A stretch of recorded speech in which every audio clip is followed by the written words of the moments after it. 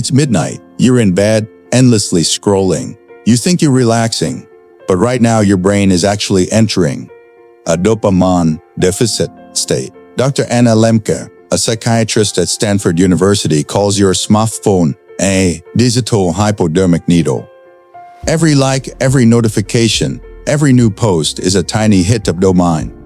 The problem, your brain isn't stupid. It adapts to this constant flood by down-regulating. It literally removes your own domain receptors to protect itself. This is why you feel anxious, unfocused, and vaguely depressed. The more you use, the more hits you need just to feel normal. The more you use, the more empty you feel. In this video, we'll break down the precise nuance of why you are addicted. We'll look at the physical price you're paying, from text neck to shattered sleep, and most important, we will uncover a 2000-year-old solution from ancient yoga, a practical philosophy to help you break this cycle and take back control of your mind. So why is your phone so addictive? Why is it so hard to put down, even when you know you should? The answer starts with a misunderstanding. We call dopamine the pleasure molecule, but that's not quite right. It's the motivation molecule. Dopamine isn't just released when you get a reward. It spikes in anticipation of a potential reward. It's the chemical that says, "Do that again. That might be important. Check it again." Your phone is a slot machine. You pull the lever, refresh the feed, in anticipation of a reward, a new post, a like, a message. The tech companies designed it this way: intermittent, variable rewards. That's the most addictive substance on earth. But here is where the trap snaps shut. As Dr. Lembke explains, the brain works on a principle of homeostasis, of balance. For every high of dopamine, it must pay a price, a low. After a small dopamine hit, you get a small dip. But when you flood your brain with these digital hits for hours a day, for years, your brain's baseline shifts. Your brain adapts to this new normal of overstimulation by entering what she calls the dopamine deficit state. This is a chronic state of low dopamine. This is anxiety, this is depression, this is irritability, this is insomnia, this is that feeling of brain fog and being unable to focus. And here's the truly insidious part. In this low state, you no longer crave your phone to get pleasure. You now crave your phone just to escape the pain of the deficit. It's a perfect self-sustaining loop. This isn't just a feeling. This addiction is measurably linked to our declining mental health. A major 2025 review in Frontiers in Psychiatry confirmed that excessive smartphone use is strongly correlated with increased anxiety, depression, and feelings of loneliness. But this invisible chemical warfare isn't the only price. The damage is also cognitive and deeply physical. This addiction isn't just in your head, it's physically rewiring your brain's ability to function, and it's deforming your body. Let's start with your focus. We've all been told that multitasking is a skill. The truth is, it's a myth. The brain cannot multitask. It can only task switch, and it does so very, very poorly. The late Professor Clifford Nass at Stanford University ran a famous study on hairy multitaskers. He assumed they would be superstars at filtering information. He was shocked by what he found. The chronic multitaskers were worse at everything. They were worse at filtering out irrelevant information. They were worse at organizing their memory. They were even worse at switching tasks. In Nass's own words, they're suckers for irrelevancy. Everything distracts them. Every time you just quickly check your email while watching a video or reply to a text while working, you are actively training your brain to be distractible. You are weakening your ability to enter a state of deep, meaningful focus. But the price isn't just cognitive, it's physical. Let's talk about your sleep. Your brain knows when to sleep thanks to a hormone called melatonin. As the sun sets, your brain releases it, making you drowsy. But the harsh blue light from your phone and laptop screen is a specific wavelength that tricks your brain into thinking it's still daytime. Just 2 hours of blue light exposure in the evening can significantly suppress your melatonin production. You're not just keeping your mind awake by scrolling, you are sending a direct biological signal to your brain to stop the very process of sleep. This leads to fragmented, shallow sleep, robbing you of the restorative deep sleep your brain needs to clean itself. And finally, there's the damage you can see in the mirror. It's called test neck. Your head is heavy, but when you tilt it forward 60 degrees to look at your phone, the force on your cervical spine is equivalent to hanging 60 pounds from your neck. Studies show the average person spends 2 to 4 hours a day in this position. This constant, unnatural pressure flattens the natural, healthy curve of your neck. It leads to chronic pain, shoulder tension, and early onset spinal degeneration. We are creating an entire generation of people with tech-induced postural deformities. Your eyes are strained, your neck is deforming, your sleep is shattered, your brain is in a dopamine deficit. This is the price of the scroll. How do we fight a problem this modern, this pervasive? The answer doesn't come from a new app. It comes from 2,000-year-old wisdom. Thousands of years ago, before the first smartphone, the ancient yogis were already obsessed with a very similar problem: distraction. They understood that a scattered, overstimulated mind was a source of great suffering.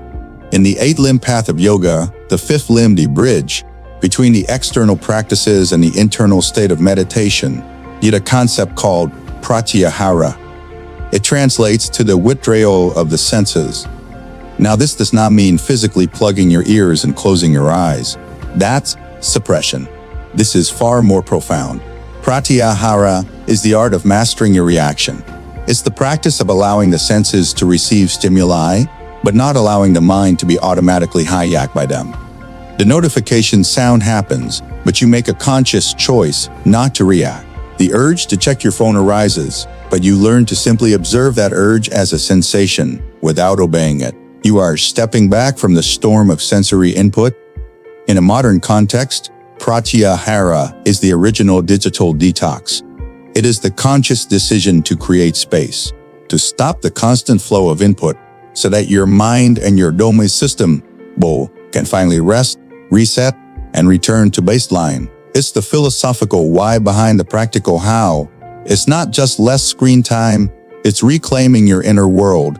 And when you combine this ancient philosophy with modern science, you get a powerful recovery plan. So how do we apply this 2,000-year-old concept to our 21st century lives? We fight back on 2 fronts. First, we reduce the toxic input. Second, we heal the damage that's been done. Step 1. The practical detox, applying Pratyahara. This is the hard part. You must intentionally create sensory deprivation. First, dopamine fasting. This doesn't mean you have to stop all dopamine. It means you stop the cheap dopamine. Start small, but be consistent. A 2018 study found that limiting social media to just 30 minutes a day significantly reduced feelings of loneliness and depression. Second, and this is the most important rule, the bedroom is a no-screen zone. Your brain needs darkness to produce melatonin. Your phone is its enemy. Buy an old-fashioned alarm clock and charge your phone in another room. This single change can revolutionize your sleep quality. Step 2. Heal the system, yoga and mindfulness. Detoxing creates the space. Now we use that space to heal mindfulness, meditation. This is Pratyahara in action. When you sit and focus on your breath, your mind will wander. The urge to think, to plan, to worry will arise. Your job is not to fight it. Your job is to notice it and gently bring your focus back. You are literally rewiring your brain. You are strengthening your prefrontal cortex, the gal of your brain, and weakening the impulsive, reactive addiction pathways. You are training your focus muscle. This practice activates your parasympathetic nervous system. Avoid rest and digest state 2 is the biological antidote to the fight or flight stress state your phone keeps you in.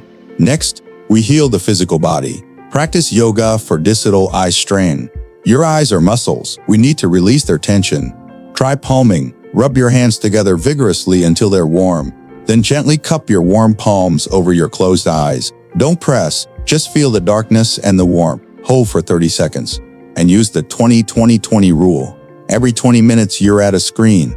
Look at something 20 feet away for 20 seconds. Practice yoga for test neck. We must reverse that forward hunch. Cat, cow. On your hands and knees, inhale to drop your belly and look up, arching your spine. Exhale to round your back, tucking your chin to your chest. This brings mobility back to your spine. Cobra pose. Lie on your stomach, hands under your shoulders, gently press up, lifting your chest, rolling your shoulders back and down. This opens your chest and strengthens your upper back. Fish pose, Matsyasana. This is the ultimate text neck antidote.